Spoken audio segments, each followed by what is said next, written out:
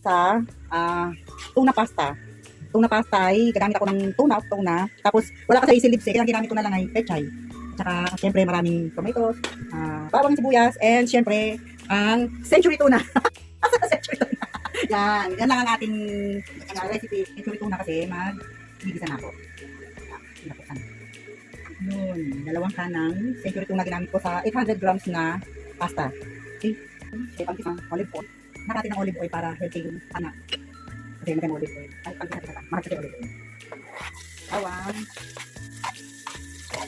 Ganda mag-isa pa sa malakang apoy. Madaling lumakas yung aroma ng niluluto. Ako, ang laki ng bambas ng ating mahal. Nakapagaliwa. Buyas. Ano? Tapos ilalagay natin yung napakaraming kamatis. Yan ang masarap dito ha. Kung napasa natin, maraming kamatis. Lagyan ko lang siya muna ng paminta at saka konting maghanap ako ng iodized salt. Malabutin muna natin yung yung kamatis. Maganda kasi pagka yung malambot na siya tapos saka natin ilalagay yung tuna. Okay? Natin ang century tuna. Uy, taktak. Kaya tayo rin natin. Tayo yung naman sa loob. Isa. Then yung pangalawa. Sama nyo yung yung sabaw. Yung iiwalay kasi yan, mapapasarap din yung sabaw. Yan. Yan. Natin nahaluin. Yan. Mana natin. Kulang pa sa asin. Lalagyan ko siyang asin. Yan.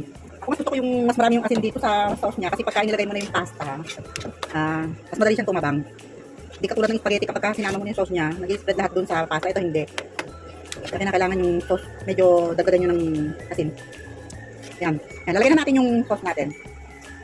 Ay, yung ating pasta. Lalagyan na natin yung pasta. Hindi. Yan. Lalagyan ko yung pasta. Uy, ang dami pala. Ay! Tingnan na natin lahat. Yan. Wait lang. Yun. Haluin ko muna siya. Yan. Pechay. Yan. Maluluto na lang siya sa init ng pasta. Yan. Yun. Ganon. Yan.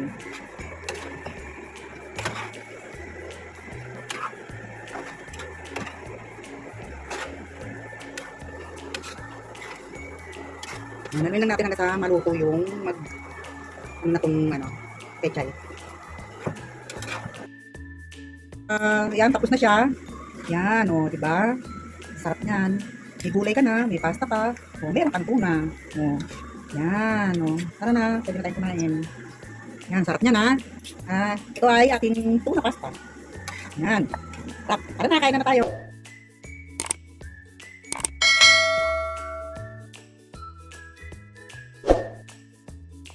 Ng siomay na tinamad. Dahil to ay hindi siya kabalot. Ganyan lang. Itong gagawin kong siomay, ito yung natira ko nung gumawa ako ng egg wraps, tawag dito? Itong gagawin kong peging. Ito, pinrepare ko na to. Ito yung natira kong nung nagluto ako ng egg wraps molo soup. May natira ko kaya ito ang gagawin kong siomay na tinamad. Yan. Ito, nalagay muna ako dito ng siomay wrapper, okay, molo wrapper. Tapos, yan, papatong ko lang yan dyan. Yan.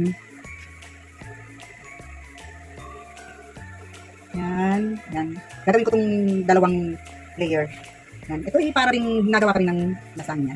Yan. Yun. Ay. Siomay na tinamad. Sinabi ko na kanina, diba? Sinabi ko na yun. Yan. Tapos na yung unang layer. Kaya gagawa ulit ako ng second layer niya. Patungan ko siya ang second layer. Hindi ko magsiwan daw sa buhay. Lalagay pala naman dito. Yan. Okay, pag ulagyan mo din ng final na toppings na magkakaroon siya ng onion springs para mabango. Yan. Tapos, ito na yung last na packet niya. Ang dalawang layer niya ng molo. Siomay na hinubad. Siomay na tinamad. Ano ba yun? Yan. Okay, yan. Tapos ito, i-steam yan. Gagawin ko muna yung isang hand. Huwag mo na ipakita itong pangalawa. Ito yung second tab na gagawin ko. Yan. Sarap yan. Hindi na tayo magbabalot ng siomay kasi nga tinatamad tayo. Kaya ito, gagawin na lang natin siomay na tinamad. Yan. Kukulang na natin siomay. Pagkatasya na lang natin. Yan. Pag-twist na lang. Yan. Yun. Yan. Yan sa second layer. na. Manipis na siya kasi. Paubos na yung ating feelings. Yan. Ganyan na lang siya. I-spread na lang natin yan lahat sa gilid para yan. Napakayo-kayo pan ganyan yan. Tapos lalagyan na natin ito lahat natirang onion string. Ay, maraming onion string dito. Isang sa isa. Yan. Oh, yan o. Tapos, dahil ko, ito na lang ang ating mono wrapper. Okay. Gagawin ko eh. Hindi, ganun din. Sa gitna na natin siya. Yan. Yan. O, pinulang ating mono wrapper. Yan. Tapos mamaya, i-ready ko muna yung steamer. I-steam ko siya for 25 minutes. Kumukulo na yung tubig natin, ipapasok na natin si... Ay, hindi kasya yung dalawa. Wow, hindi kasya dalawa, isa lang. Okay, isa lang muna. Yan, for 25 minutes. Okay. Yung naubusan na tayo ng siomay wrapper, kaya tinipid na yung siomay wrapper sa ibabaw, kaya ganyan ang nangyari. Kaya ngayon, wala tayong chili sauce, kaya ang gagamitin na lang natin, lalagyan na lang natin siya ng kalamansi. Yan, kalamansi sa ibabaw. Yan, kalamunding. At gagamit ako ng Kikkoman sauce. Yan. Wow, Kikkoman at saka Maggi. Yan, Maggi seasoning para masarap. Ayan, o, di meron na tayong tinamad na siomay para matamad magbalot. Tara, kain na tayo. Kain na tayo. Ready na silang dalawa ang ating tuna pasta at saka ang tinamad na siomay. That's it!